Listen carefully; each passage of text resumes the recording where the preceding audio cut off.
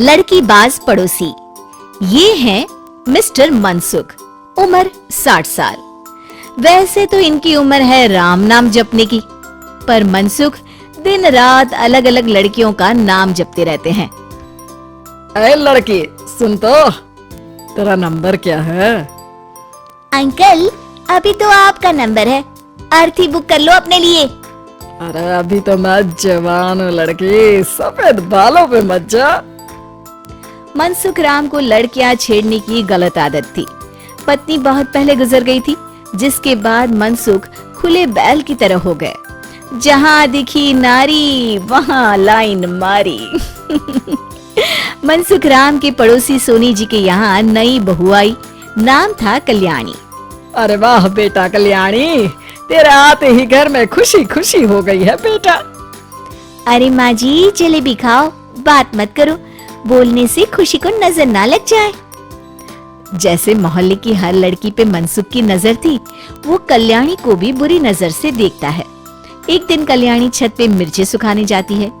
दूसरे छत पे खड़ा मनसुख गाना गाने लगता है। उफ उफ मिर्ची, हाय हाय मिर्ची, देखे तो तुझे लग जाए मिर्ची। कल्याणी को लगता है कि यूं ही गा रहे हैं, शौकिया तौर पर ये तो होता ही रहता है।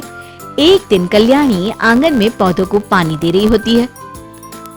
फूल हूँ गुलाब का, चमेली का न समझना, आशिक हूँ मैं आपका, सहेली का न समझना। कल्याणी को ये बात बहुत अजीब लगती है, क्योंकि शायरी बोलते वक्त मनसुख उसी की तरफ देख रहा था। वो अंदर जाती है और अपनी सास को कहती है, ये जो हमारी पड़ोसी हैं। अरे दूर रहना उससे। हाँ दूरी रहूंगी, पर ये थोड़े अजीब नहीं है? अरे अजीब, आवारा, ठरकी, पता नहीं क्या क्या आदमी है वो। हर लड़की पर नजर डालता है वो। उसकी उम्र की वजह से कोई उसे कहता नहीं, बाकी उसे आसपास रखना भी नहीं चाहिए। अरे पर ऐसे थोड़ी ना चलेगा, FIR करवा देनी चाहिए। हवालात में हवा और लात खाएंगी तो समझ जाएंगे। अरे यही तो दिक्कत है ना समाज की। जिसके साथ दिक्कत होती है उसको भी समाज गुनहगार समझता है। लड़की अगर बोल दे कि फलाने ने मुझे छेड़ा है, तो कुछ लोग तो ये कहने लगते हैं कि लड़की की भी रजामंदी होगी ही। ये तो है, पर कुछ तो करना ही पड़ेगा। नहीं बेटा कुछ मत कर, जबरदस्ती हम किसी से लड़ेंगे नहीं। हमारा परिवार इज्जतदार परिवार है। कीचड़ में जाएंगे तो हम भी तो गंदे हो जाएंगे ना। लेकिन सासू माँ, कीचड़ में जाए बिना गंदगी कैसे साफ होगी? अरे बेटा मैं तो यही कहूंगी कि तू नई बहू है, अपना रुतबा बना बाकी औरतों में। अपनी समझदारी से, अपने काम से इन चक्करों में मत पड़ बेटा। बहू सास की बात ना चाहते हुए भी मान लेती है। और कई ऐसे मौके आते हैं जब मनसुख बहू पर उल्टे कमेंट्स करता है। जैसे एक दिन जब बहू छत पर सफाई कर रही होती है, तो मनसुख छत पे आकर गाना गाने लगता है। तेरा ध्यान किधर है, तेरा हीरो इधर है, तेरा हीरो इधर है। मेरा ध्यान तो आपकी हरकतों पे ही है, थोड़ा आप भी ध्यान दो कि क्या कर रहे हो आप। अरे बहुत तीखी हो और मुझे मिर्ची पसंद भी है। अरे वाह।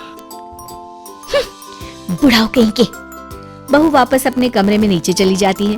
वो किसी को बताती नहीं है कि आज मनसुख ने उसे क्या कहा, ताकि घर में टेंशन ना हो। एक दिन बहू घर के बाहर रोड पर ठेले वाले से सब्जी खरीदने जाती है। भैया प्याज के भाव कम करो ना, बिना प्याज काटे ही रुला दोगे वरना। तभी बहू की नजर मनसुख पर पड़ती है, जो वहां से गुजर रही एक लड़की को देखकर कहता है, शीशी भरी गुलाब की पत्थर पे फोड़ दूं, तेरे लिए तो जाने मन जीना भी छोड़ दूं। लड़की सहम जाती है। उसकी उम्र शायद 18-19 साल की रही होगी। बहू ने जब ये देखा कि मनसुख ने इतनी छोटी उम्र की लड़की को तंग किया है, तो वो घर में जाके अपने पति से कहती है, तुम्हारा पड़ोसी मनसुख। अरे बहुत नीच आदमी है। अरे कुछ करते क्यों नहीं उसका? अरे मैं क्या करूं? पड़ोस में गंदगी है, हटानी तो पड़ेगी ना। मेरा साथ दोगे? दूंगा, लेकिन करना क्या है? हम फंसेंगे तो नहीं ना? डरो मत, अच्छे काम करने से डरना नहीं चाहिए। उस दिन कल्याणी अच्छे से तैयार होती है और मनसुख के घर जाती है। अरे वाह, आज तो घर में चांद उतर आया है। आपकी शायरी, आपके गाने मुझे यहाँ खींच लाए।